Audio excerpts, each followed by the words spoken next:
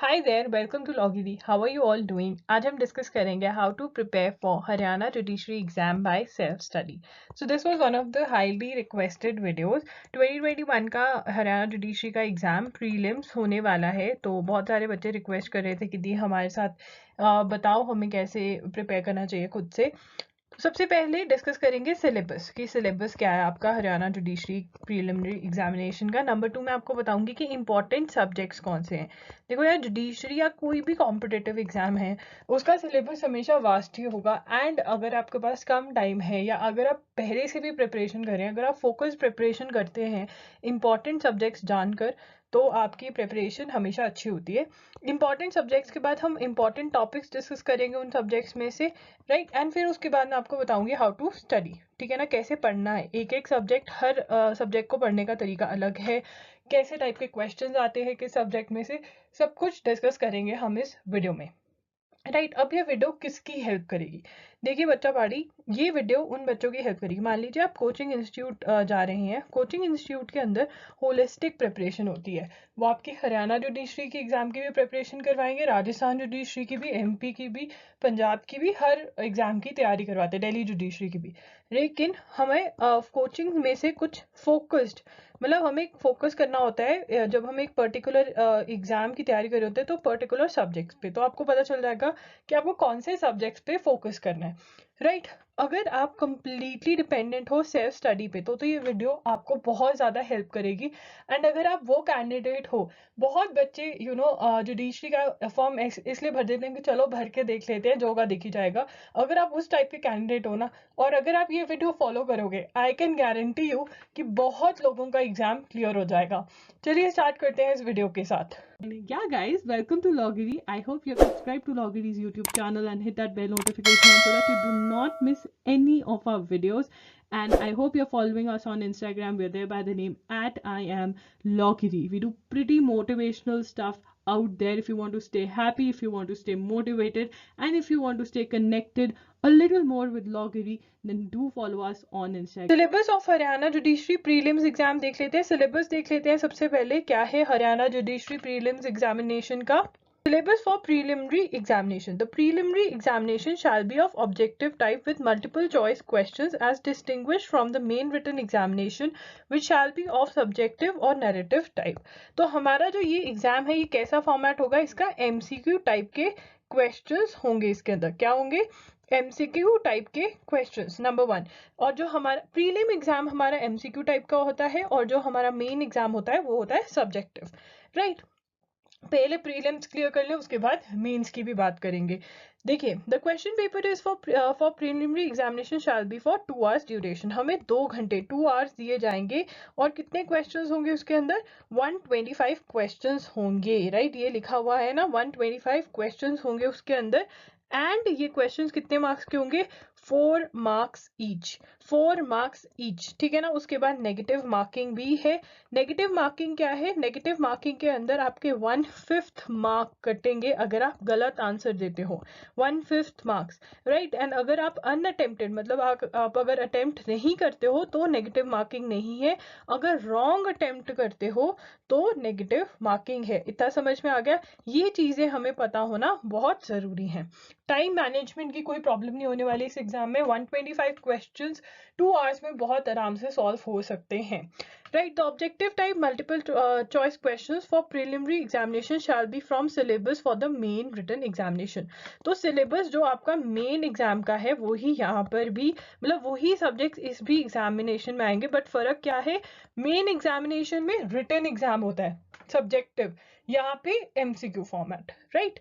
The candidate shall be expected to have a general and basic overview of the main subjects. हमारा general और basic overview होना चाहिए main subjects का, and also the ability to answer questions on current events and national and international importance. यहाँ तक देखिए, मैं आपको बताती हूँ, आगे भी पढ़ देते हैं, फिर एक्सप्लेन कर देती हूँ। Indian legal and constitutional history and governance, the candidate shall also be tested for his analytical skills, reasoning and aptitude. The standard of the question paper shall be of law graduate level. और हाँ, paper का standard law graduate level का ही है। आपको पता होना चाहिए कि अपने सब्जेक्ट्स पढ़ने कैसे, राइट। मेन के जो आपके लॉ सब्जेक्ट्स हैं वो तो आपको अच्छे से पढ़ने ही पढ़ने हैं। इंपॉर्टेंट कौन से हैं वो मैं आपको बता दूंगी, लिस्ट भी दे दूंगी।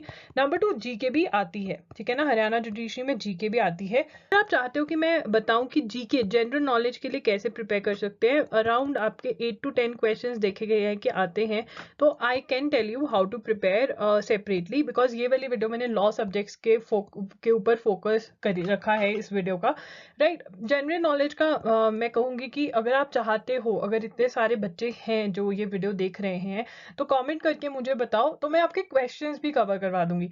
मतलब एमसीक्यू टाइप के क्वेश्चंस अगर मैंने मान लो 3 से 4 सेशंस भी लिए ना, तो आपकी जनरल नॉलेज कवर हो जाएगी। तो फिर आप फोकस अपना सारा का सारा लॉ सब्जेक्ट्स पे डाल सकते हो, एंड जनरल नॉलेज आप 4-5 वीडियोस देखकर कर सकते हो, राइट। वो डिपेंड करेगा। अगर हमारे 10 सेशंस भी हो जाते तो कोई फर्क नहीं पड़ता। 10 सेशंस अगर 10 आवर्स के भी हैं, तो आपने सिर्फ नोट्स बनाए और याद किया, खत्म स्टोरी। और आप फोकस किस पे कर रहे हो, लॉ सब्जेक्ट्स पे, राइट। तो आप मुझे कमेंट करके बता दीजिए कि जीके का किस किस को प्रॉब्लम आ रहा है, क्या मैं आपकी हेल्प कर सकती हूँ। समझ में आ गया? अब नो डाउट यहाँ पे एक क्वेश्चन जो आपके दिमाग में आ रहा होगा कि दी यहाँ पे लिखा हुआ है analytical reasoning, analytical skills, reasoning and aptitude. देखो यार, अभी तक मे बी इनका ये मतलब है analytical skills, reasoning and aptitude, मतलब इन्हीं लॉ वाले क्वेश्चंस के अंदर ही वो होगा। अब पर्टिकुलरली ये उन क्वेश्चंस की बात कर रहे हैं जो कि आपके लॉ एंट्रेंस एग्जाम्स में आते हैं, वो नहीं कह सकते, बिकॉज अगर हम प्रीवियस 5 ईयर क्वेश्चन पेपर्स उठाते हैं हरियाणा जुडिशरी के, एंड इवन अगर हम 2017 का सिलेबस उठाते हैं, तो यही पैराग्राफ मेंशन है। और अगर 2017 का पेपर उठाते हैं, तो हमारे लॉ सब्जेक्ट्स के बेस पे क्वेश्चंस आए थे और जनरल नॉलेज पे बेस पे क्वेश्चंस आए थे, तो उन पे ही हमें फोकस करना चाहिए, राइट। चलिए जल्दी से सिलेबस नोट कर लीजिए बच्चों। It is very very important कि आपके पास सिलेबस हो, आपको पता हो कि क्या एग्जाम में आ क्या रहा है। Indian contract act, code of civil procedure, registration act, specific relief act, transfer of property act, limitation act, Indian penal code, NDPS act, the prevention of corruption act, code of criminal procedure, Indian evidence act, constitutional law, interpretation of statutes, Hindu law, rent law, right. ये आपने note कर लिया सारा। अगर हम mains का देखें तो उसके अंदर पेपर 4 के अंदर आपका इंग्लिश 2 पार्ट्स होते हैं, ऐसे और प्रेसी, हिंदी, ऐसे और प्रेसी आती है हिंदी में भी, language paper meant for Punjabi, English Punjabi. Paper 5 आपका जनरल नॉलेज है, objective type, multiple choice question, 100 question. ये मेन का सिलेबस है। और इसके अंदर हमें 2 ही चीजें नोट करनी है, एक तो हमारे लॉ के सब्जेक्ट्स जो मैंने पिछली स्लाइड में आपको करवा दिए, एंड जीके वाला मैं आपको बता ही रही हूँ कि या तो मैं आपको बता दूंगी कैसे कवर करना है जीके, किस टाइप के क्वेश्चंस आते हैं, क्योंकि अगर मैं आपको कहूँ ना कि एक मोटी सी बुक फॉलो करो, उसका कोई फायदा नहीं है, बिकॉज नंबर ऑफ क्वेश्चंस जो है वो हमारे कम आते हैं, तो उस पर मेहनत भी थोड़ी कम करनी है। बट अगर हम 12 क्वेश्चंस में से 10 क्वेश्चंस में से 7 से 8 भी ठीक कर आते हैं ना, तो विन विन सिचुएशन हो जाएगी, राइट। मोस्ट इंपॉर्टेंट सब्जेक्ट्स जैसे कि मैंने यहाँ पे लिखा ही हुआ है, आपके CrPC, CPC, evidence, IPC, constitution, ये आपके मेन सब्जेक्ट्स हैं, ये आपके मेन सब्जेक्ट्स हैं, ठीक है ना। बहुत बच्चे क्या करेंगे, वो करेंगे कि जो लिस्ट दी हुई है ना, हम उसके अकॉर्डिंग वन बाय वन चलेंगे, नहीं। वो लिस्ट आपके लिए एक सिलेबस है। ये एनालिसिस कह रहा है मेरा कि मिनिमम 50 क्वेश्चंस आपके इन सब्जेक्ट्स में से आएंगे। आपका सीपीसी बहुत इंपॉर्टेंट है, सीआरपीसी, एविडेंस, आईपीसी, कॉन्स्टिट्यूशन, और ये इजी सब्जेक्ट्स हैं।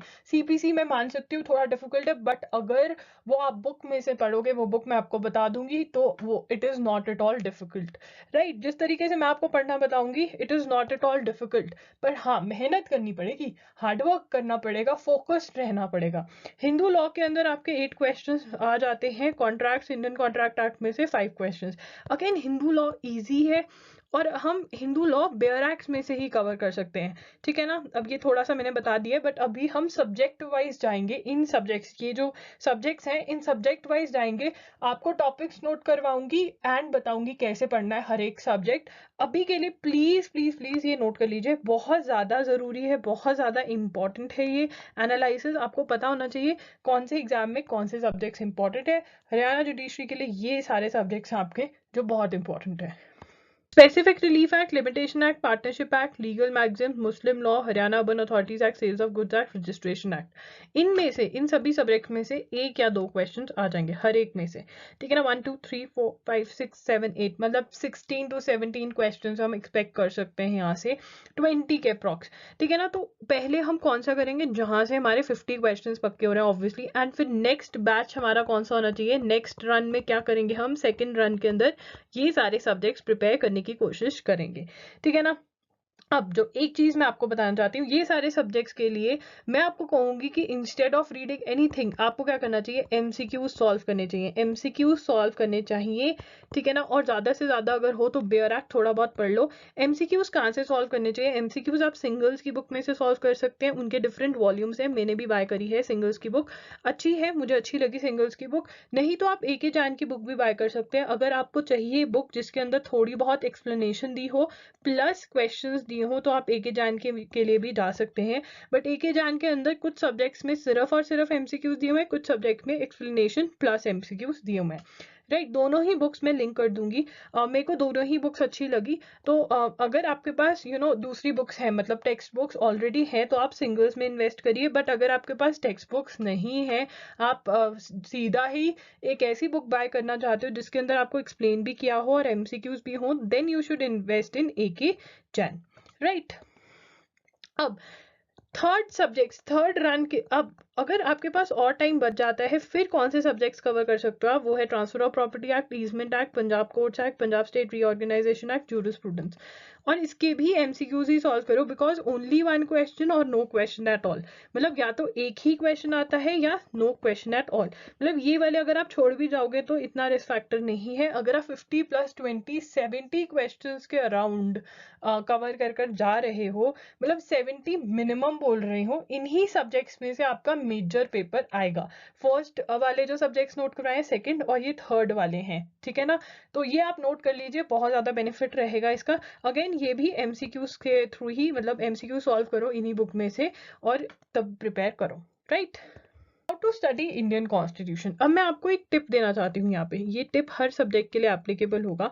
आप सिंगल्स का या फिर एके जैन का या कोई और एनी अदर आप क्वेश्चन बैंक खरीदेंगे ही जुडिशरी के लिए, है ना। तो क्वेश्चन बैंक आपने क्या करना है, इन क्वेश्चन बैंक्स की सबसे अच्छी बात पता है क्या है, कि ये topic wise, not only subject wise division है इनके अंदर, इनमें सब्जेक्ट वाइज ही डिवीजन नहीं है बल्कि टॉपिक वाइज भी डिवीजन है, ठीक है ना। मान लीजिए आप आज प्रियम्बल पढ़ने वाले हैं या आप आज फंडामेंटल राइट्स पढ़ने वाले हैं, तो ये क्वेश्चन बैंक खोलिए और इनमें क्वेश्चन बैंक में जाके उस टॉपिक पे जाइए और उसके क्वेश्चंस पढ़ लीजिए। क्या कर लीजिए, क्वेश्चंस पढ़ लीजिए, सो दैट आपको एक एम मिल जाए, ठीक है ना। आपको एक एम मिल जाए कि एक्चुअल में मुझे कैसे से क्वेश्चंस के लिए प्रिपेयर करना है, क्या चीजें हैं, व्हाट शुड आई लर्न, ठीक है ना, व्हाट शुड आई लर्न। तो अगर आप ये कर लोगे, नॉर्मली आपको ये बोलती हूँ मैं भी, कोई भी बोलेगा कि पहले थ्योरी पढ़ो एंड फिर एमसीक्यू सॉल्व करो, बट यहाँ पे मैं उल्टा बोलूंगी, पहले एमसीक्यूज पढ़ो फिर थ्योरी पढ़ो, ठीक है ना, और फिर एमसीक्यू सॉल्व करने पे आओ, राइट।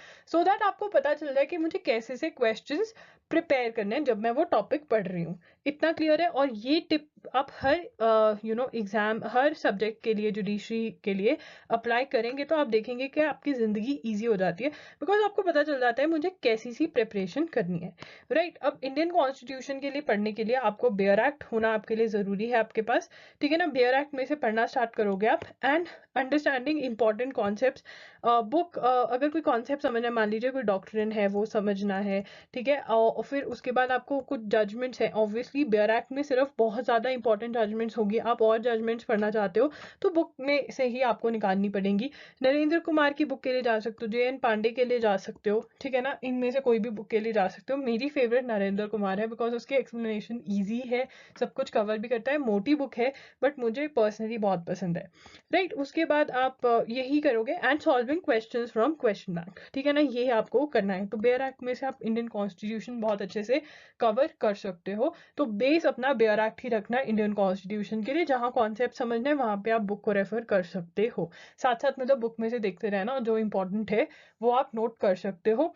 अब ये नोट्स बनाने भी जरूरी है, ऑब्वियसली नोट्स बनाओगे। एक बात और जो मैं समझा दूं, ये हर सब्जेक्ट के लिए एप्लीकेबल है, नोट्स देखो यार, नोट्स होने बहुत जरूरी हैं, ठीक है ना। अब अगर तो आप बुक में ही नोट बनाना चाहते हो तो बुक के अंदर डिसाइड कर लो कि बुक में नोट्स बनाने हैं या बेयर एक्ट के अंदर नोट्स बनाने हैं।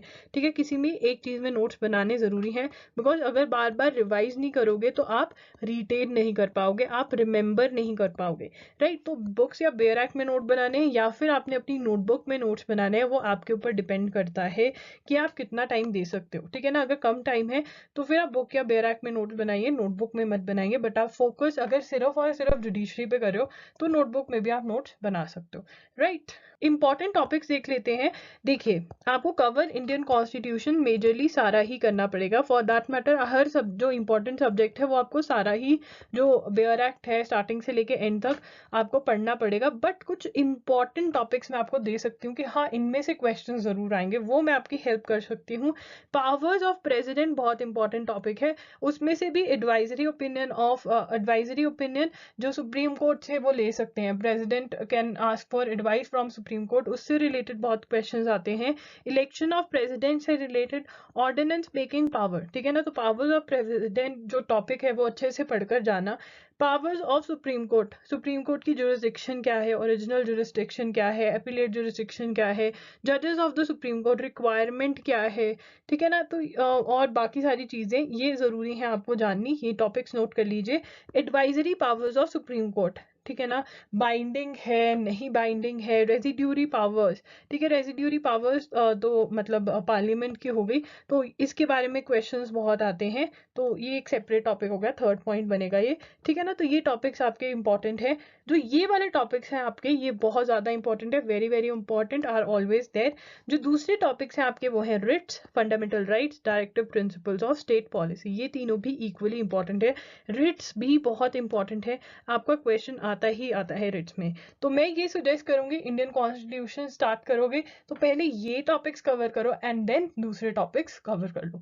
राइट, आप एक और टिप मेरे से ले सकते हैं, ये टिप नंबर 2 हो गया आज का। टिप नंबर 2, आप सभी सब्जेक्ट्स के इंपॉर्टेंट टॉपिक्स पहले कवर कर एंड फिर वन बाय वन उनके जो बाकी टॉपिक्स हैं वो कवर कर सकते हैं। इससे आपके मोस्टली, मतलब मैं कह सकती हूँ 10 to 15 क्वेश्चन तो इंपॉर्टेंट टॉपिक्स सारे मिलाकर, जो 5-6 सब्जेक्ट्स आपके इंपॉर्टेंट है उसमें से आएंगे ही आएंगे आपके।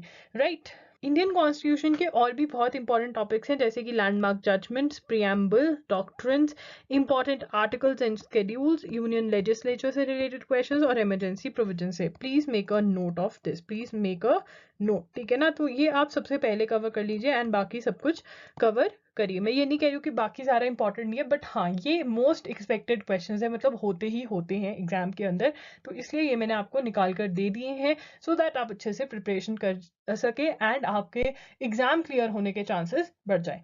Right, how to prepare for CRPC, that is the code of criminal procedure. Right, code of criminal procedure के लिए मैं आपको यही कहूंगी कि प्रिपेयर करने के लिए can be covered from bare act, because ये क्रिमिनल जो है क्रिमिनल लॉ का कंप्लीट प्रोसीजर हमें बताता है एंड बेयर एक्ट में बहुत अच्छे से most of it is going to get covered. ठीक है ना, तो बेयर एक्ट हमारी इसकी मेन बुक रहनी चाहिए एंड ऑब्वियसली आप उसमें से जो बेयर एक्ट में से जो टॉपिक करते रहते हो उसके आप क्वेश्चन सॉल्व कर सकते हो फ्रॉम द क्वेश्चन बैंक। जैसे कि स्टार्टिंग ऑफ द वीडियो में मैंने बोला कि आप उल्टा भी कर सकते हो, आप टॉपिक प्रिपेयर करने से पहले क्वेश्चन बैंक में से उनके क्वेश्चंस देख लो, सो दैट आप उसी आपको एम मिल जाता है कि हाँ ऐसे ऐसे क्वेश्चंस आ रहे हैं, मुझे ऐसा ऐसा पढ़ना है। और आप प्रीवियस ईयर क्वेश्चन पेपर्स को भी देखें। फॉर एग्जाम्पल, अभी आप हरियाणा जुडिशरी के लिए प्रिपेयर कर रहे हैं, तो हरियाणा जुडिशरी के आपको मैं पेपर्स अवेलेबल करवा दूंगी www.logiri.com पे, जितने मेरे पास हैं। ठीक है ना, वो आपको 2 से 3 दिन में मेरी वेबसाइट पे अवेलेबल हो जाएंगे। राइट, एंड बुक की बात करते हैं तो बुक बहुत ज़्यादा फेमस है इसकी, RV केलकर की बुक में से आप पढ़ सकते हैं। अगर आपको कोई टॉपिक, कोई पर्टिकुलर कॉन्सेप्ट समझ नहीं आ रहा CRPC का, तो आप वहाँ से कवर कर सकते हैं। ठीक है ना, ये आपका बेस्ट रहता है। ओके, इंपॉर्टेंट टॉपिक्स की बात कर लेते हैं CRPC के अंदर। देखिए, कंपाउंडेबल ऑफेंसेस आपका बहुत ज़्यादा आता है। Arrest of person, that is chapter 5, इसमें से तो इन दोनों में से हमेशा क्वेश्चन आया हुआ है। अगर आप प्रीवियस ईयर क्वेश्चन पेपर देखेंगे तो कंपाउंडेबल ऑफेंस और अरेस्ट ऑफ पर्सन वाले पार्ट में से एक क्वेश्चन तो आया ही हुआ है, और अरेस्ट ऑफ पर्सन वाले पार्ट में तो आपके कभी 2 से 3 क्वेश्चन भी आ जाते हैं। राइट, क्लियर है इतना। सेक्शन 125 मेंटेनेंस बहुत जरूरी। The charge chapter 17, section 315 witness, limitation of taking cognizance of certain certain offences, ठीक है, section 357 victim compensation, evidence in inquiries and trials, right. तो ये सारा नोट कर लीजिए। अब मेरा कहने का मतलब ये नहीं है कि आपको only and only these topics you have to cover, no, these are very important, cover them first and then move on to other topics, right। Important आप इस जो हरियाणा जुडिशरी एग्जाम है, कोई भी एग्जाम है, उसके अंदर ये अगर मतलब ये वाले टॉपिक्स आप कर जाते हो तो आपके अराउंड 7 to 8 क्वेश्चंस पक्के हो जाते हैं, राइट। एंड बाकी सारे क्वेश्चंस जो आ रहे हैं वो आपको खुद ब खुद बाकी सारा सिलेबस जब आप कवर करोगे पर्टिकुलर सब्जेक्ट का तो आपके कवर हो जाएंगे, राइट। बस आपने हमेशा ये याद रखना है कि जो भी टॉपिक आप पढ़ रहे हो उसके बाद आपने क्वेश्चन जरूर अटेम्प्ट करने हैं।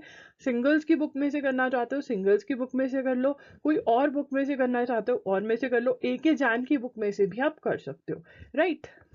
How to prepare for IPC, बहुत ही इजी सब्जेक्ट मार्क करूंगी मैं CRPC और IPC को, बहुत इजीली हो सकता है, ठीक है ना। Read the bare act followed by solving MCQs, ये वाला कॉन्सेप्ट तो हर जगह ही इंपॉर्टेंट है, right. Read the particular sections if not able to answer the questions. देखो अब आप मान लीजिए आप क्वेश्चन सॉल्व कर रहे हो, राइट, तो आपसे नहीं सॉल्व हो रहे तो उस सेक्शन को पढ़ो, बेयर एक्ट में से उस सेक्शन को पढ़ो एंड देन सी कि क्या आंसर होगा, ठीक है ना। सो दैट आपके अगर वो कॉन्सेप्ट बेस्ड है या आपने कुछ मिस आउट कर दिया जो आपको लर्न करना चाहिए था, तो आपको पता रहे कि अगली बारी से मुझे ऐसी चीजें भी लर्न करनी है, राइट। उसके बाद डेफिनेशन एंड सेक्शंस नंबर बहुत इंपॉर्टेंट है। Learn the section numbers can be remembered from the index also. आप बार बार अगर इंडेक्स को रिवाइज करते रहते हो तो आपको याद रहेगा, बट उससे पहले मैं ये कहूंगी कि you should go through the bare act and then you can revise from the index, because then आपको पता चलेगा कि हाँ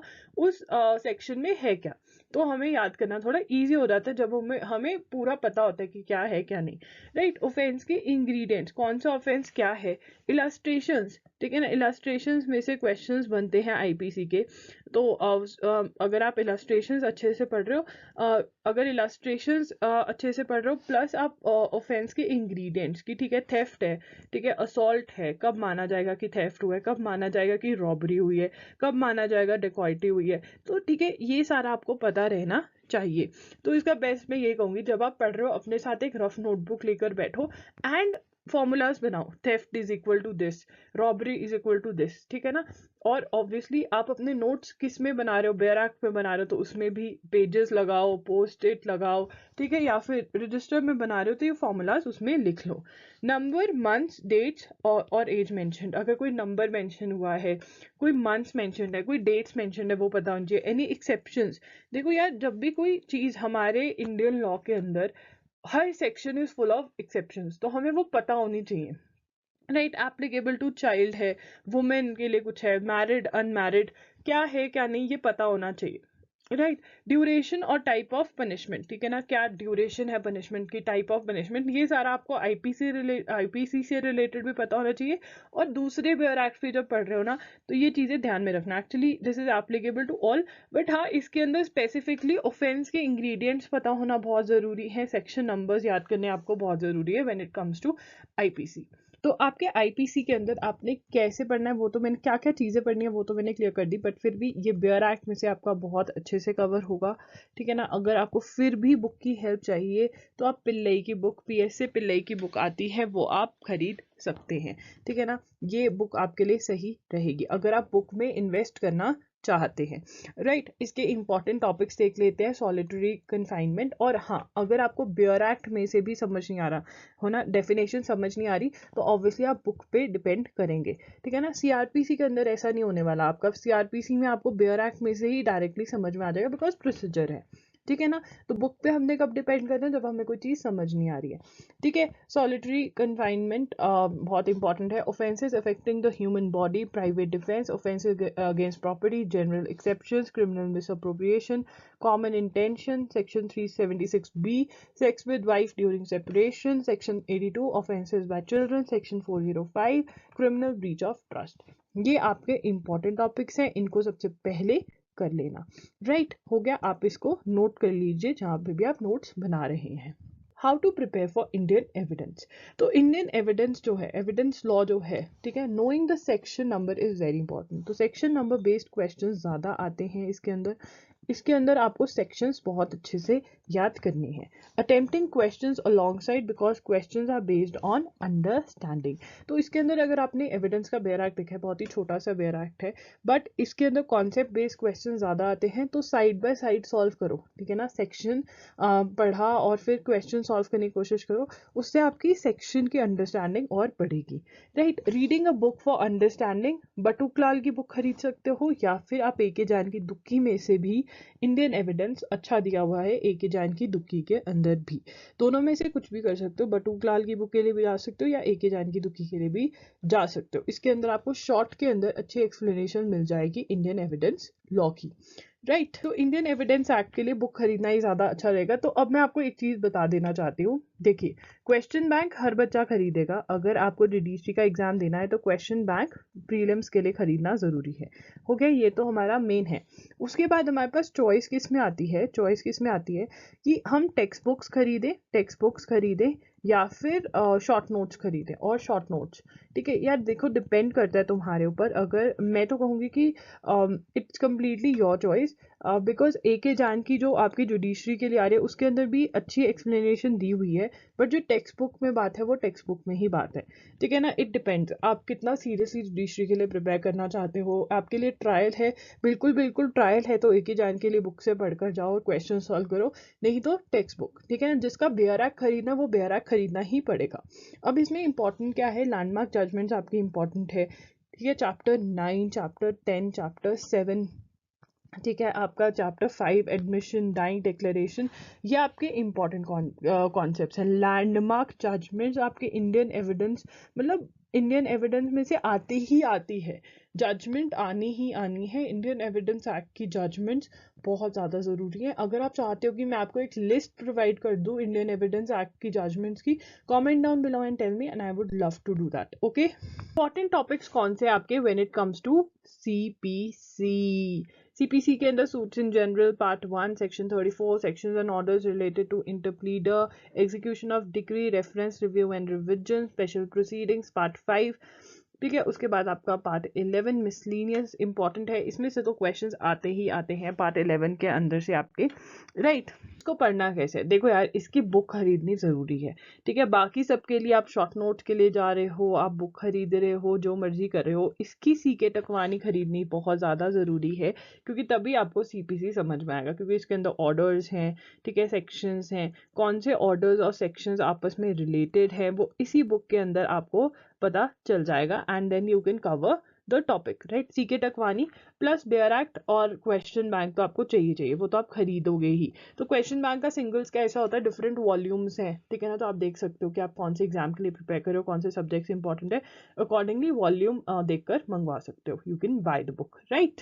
हिंदू लॉज, यार हिंदू लॉज आपके बहुत ज़्यादा स्कोरिंग है, बिकॉज ये बहुत ज़्यादा इजी है। जैसे IPC, CRPC मैं इजी में कहूँगी, CPC आपका डिफिकल्ट में आ जाएगा, बट फिर भी अगर आप सीके टकवानी की बुक में से पढ़ रहे हो तो आप आराम से वो कवर कर सकते हो, राइट। वैसे ही हिंदू लॉज बहुत ईजी है, ठीक है ना। तो आप स्कोरिंग है हिंदू लॉ, ठीक है। हिंदू मैरिज एक्ट, और इसमें से ज़्यादा क्वेश्चन भी नहीं बन सकते, छोटे छोटे तो एक्ट्स हैं। हिंदू मैरिज एक्ट के अंदर prohibited relationships, Hindu marriage act section 13 divorce, oh my God ये तो बहुत ज़्यादा इंपॉर्टेंट है, एक क्वेश्चन तो पक्का आता ही आता है। Section 11 and 12 void and voidable marriage, again important है, ठीक है। सेक्शन 10 जुडिशियल सेपरेशन, इसके साथ please restitution of conjugal rights भी पढ़ लेना, ठीक है, ये बहुत आता है। उसके बाद आपको डेफिनेशंस पता होनी चाहिए कोग्नेट इग्नेट की, ठीक है, किसको प्रॉपर्टीज आती है अगर विल नहीं बनी हुई, किस किस स्पिंडा जो आपका ट्री है वो सारा आपको फैमिली ट्री बनाना आना चाहिए, ठीक है। तो उसके लिए मैं आपको बताती हूँ कैसे करना है। Hindu adoption and maintenance act के अंदर adoption by female Hindu requirements क्या रहती हैं, ठीक है, क्या क्या होना चाहिए, एज क्या होनी चाहिए मिनिमम, ठीक है। उसके बाद मेल को अडॉप्ट कर सकते हैं नहीं, फीमेल को कर सकते हैं नहीं, adoption by male Hindu, right. Hindu minority and guardianship act 1956, right तो ये सारे एक्ट्स बहुत ही छोटू से एक्ट्स हैं, तो आप बड़े आराम से बेयर एक्ट में से कवर कर सकते हो, ठीक है। एंड आपको अगर मतलब फिर भी आप जैसे हिंदू सक्सेशन एक्ट के अंदर कुछ कॉन्सेप्ट समझने पड़ेंगे आपको, तो उन कॉन्सेप्ट्स के लिए अगर आप चाहते हो कि बुक चाहिए then you can go for Paras Diwan. Paras Diwan एक अच्छी बुक है, अच्छी एक्सप्लेनेशन है, खुद ब खुद उसमें से आप कवर कर सकते हो ये, ठीक है ना। और बेयर एक्ट्स पे डिपेंड करना है, जो मेन बुक आपकी रहेगी ना यहाँ पे वो बेयर एक्ट्स हो गया ना। ऑब्वियसली क्वेश्चंस तो सॉल्व करने ही है, एमसीक्यूज क्वेश्चन बैंक में से भी plus previous year question papers में से भी, राइट। बात करते हैं इंडियन कॉन्ट्रैक्ट एक्ट की। इसमें से एक इंपॉर्टेंट टॉपिक निकाला गया, that is agreements that are void. बहुत बाकी सारे क्वेश्चंस डिस्ट्रीब्यूटेड होते हैं, किसी भी सेक्शन को उठा के डालते हैं ये लोग, तो सारा इंडियन कॉन्ट्रैक्ट एक्ट पढ़ना पड़ेगा। छोटा सा एक्ट है, बेयर एक्ट इसका मेन रखना। एंड जो बुक मुझे अच्छी लगती है इसकी वो है आर.के. भांगिया, बिकॉज इसके अंदर बहुत ईजी एक तो वर्डिंग्स ईजी है, कॉन्सेप्ट एक्सप्लेनेशन बहुत अच्छी है, तो इसलिए मुझे भांगिया की बुक्स वैसे ही बहुत अच्छी लगती हैं, तो you can go for this book, right. How to study, इस एग्जाम के लिए कैसे पढ़ना चाहिए, कुछ टिप्स देना चाहती हूँ। Covering important subjects and important topics first. आपके लिए इंपॉर्टेंट सब्जेक्ट्स एनालिसिस करके लेकर ही इसलिए आई हूँ कि आपको पता चल जाए कि इंपॉर्टेंट सब्जेक्ट्स हैं कौन से, एंड उसके बाद इंपॉर्टेंट टॉपिक्स कौन से हैं, ठीक है ना। क्योंकि कम हमें नहीं पता कब हो जाए एग्जाम, तो आपको क्या करना है, इंपॉर्टेंट सब्जेक्ट्स के इंपॉर्टेंट टॉपिक्स पहले कवर कर दो, and then you can get back to one easy subject. Maybe आप स्टार्ट करो आईपीसी के साथ एंड उसके साथ उठा लो सीपीसी, या फिर आप आईपीसी के साथ आईपीसी पहले पढ़ लो एंड फिर सीआरपीसी पढ़ो, फिर सीपीसी, एविडेंस, ऐसे ही करो। मतलब अगर आप क्रिमिनल लॉज की बात करो तो आईपीसी, सीआरपीसी एंड एविडेंस ऐसे पढ़ोगे तो थोड़ा आपका अंडरस्टैंडिंग सही रहेगा, ठीक है। उसके बाद एक ईजी एक्ट उठा लो, सीपीसी मैं कह ही रही हूँ कि थोड़ा डिफिकल्ट है, तो उसके साथ मे बी आप स्टार्टिंग कर सकते हो और किसी भी सब्जेक्ट के साथ जो मैंने मेंशन करे हैं, ठीक है। तो एक इजी और एक डिफिकल्ट सब्जेक्ट जो आपको लगता है इजी डिफिकल्ट, उस हिसाब से आप स्टार्ट कर सकते हो, तो दो सब्जेक्ट्स को साथ में आप कवर कर सकते हो। सॉल्विंग क्वेश्चंस, देखो यार अगर एमसीक्यू सॉल्व नहीं करोगे ना तो जुडिशरी का प्रीलिम्स का एग्जाम क्लियर होना ऑलमोस्ट इम्पॉसिबल है, बिकॉज हमें यही नहीं पता चलेगा किस टाइप का क्वेश्चन आ रहा है। अब बहुत लोग बोलेंगे जुडिशरी बहुत ही डिफिकल्ट होता है, अब वो डिफिकल्ट इसलिए लगता है बिकॉज हमारा जो नज़रिया होता है जब हम एक सेक्शन पढ़ रहे हैं तो हम उसको सोचते हैं कि हाँ ठीक है ये याद कर लिया हो गया, बट जुडिशरी के अंदर जो क्वेश्चन पूछ रहे हैं वो थोड़ा अलग टाइप का होता है, डिफिकल्ट नहीं है, डिफरेंट है। तो डिफरेंट है इसलिए हम उसको डिफिकल्ट बोल देते हैं, राइट। तो अगर आप क्वेश्चन सॉल्व करोगे टॉपिक को पढ़ते पढ़ते साथ साथ, मतलब आपने एक टॉपिक पढ़ा उसके क्वेश्चन सॉल्व करे, फिर अगर क्वेश्चन सॉल्व नहीं हो रहा है तो उस सेक्शन के पे वापस गए, उसको पढ़ा समझा, तो ऐसे अगर करोगे तो बहुत अच्छे से आपकी तैयारी होगी। एंड एमसीक्यूज सॉल्व करते हुए एक नया पॉइंट मिल गया तो उसको नोट किया, ठीक है। अब रिविजन करना बहुत ज़रूरी है बिकॉज लर्निंग ज़्यादा है, नो डाउट कॉन्सेप्ट भी है बट लर्निंग ज़्यादा है। सेक्शन नंबर याद करना है, जजमेंट किससे रिलेटेड है वो याद करना है, तो लर्निंग है, तो आपको रिवाइज करना पड़ेगा। अगर वीकडेज में आप नया टॉपिक पढ़ रहे हो, सारे नए टॉपिक कवर कर रहे हो, तो वीकेंड्स पे आपको उनको रिवाइज करना पड़ेगा। एंड रिवाइज करना है तो इट इज़ वेरी इंपॉर्टेंट कि आपके पास नोट्स हो, ठीक है ना। या तो आप रजिस्टर में नोट्स बनाओगे, अगर तो रजिस्टर में हैंड रिटन नोट्स बना रहे हो तो बहुत ही बढ़िया है, इतना टाइम है आपके पास। नहीं टाइम है तो बेयर एक्ट के अंदर या जिसकी बुक में भी सीपीसी के, आप सीके टकवानी में ही नोट्स बना लो, ठीक है ना। तो बेयर एक्ट या बुक के अंदर भी आप नोट्स बना सकते हो, ये आपके ऊपर डिपेंड करता है कि आपके पास कितना टाइम है, कितने आप बिल्कुल अभी से स्टार्ट कर रहे हो तो ऑब्वियसली आप बेयर एक्ट या बुक में ही नोट्स बनाओगे क्योंकि पेपर जल्द ही होने वाला है। तो ये आपके सारे कॉन्सेप्ट्स हैं जो आपको ध्यान में रखना है। अब मैं आपकी कैसे हेल्प कर सकती हूँ वो मुझे बता दो। आप चाहते हो कि मैं जजमेंट्स पे वीडियो करूँ, आपका जीके कवर करवा दूँ, तो कमेंट्स में बता दो मुझे, मैं करवा दूंगी, right. So guys that's it for today's video. अगर आपको ये वीडियो हेल्पफुल लगा तो लाइक कर देना, चैनल को सब्सक्राइब कर देना, कमेंट कर देना, वीडियो को शेयर कर देना, एंड प्लीज टेल मी मैं आपकी और हेल्प कैसे कर सकती हूँ when it comes to judiciary exams, right. So that's it for today's video. Don't forget to check the description box और प्रीवियस ईयर क्वेश्चन पेपर्स जो 2 से 3 दिन में मैं अपडेट कर दूंगी इस वीडियो के नीचे ही, right. So that's it for today's video. लॉगिरी signing off. I will see you super soon. All the best.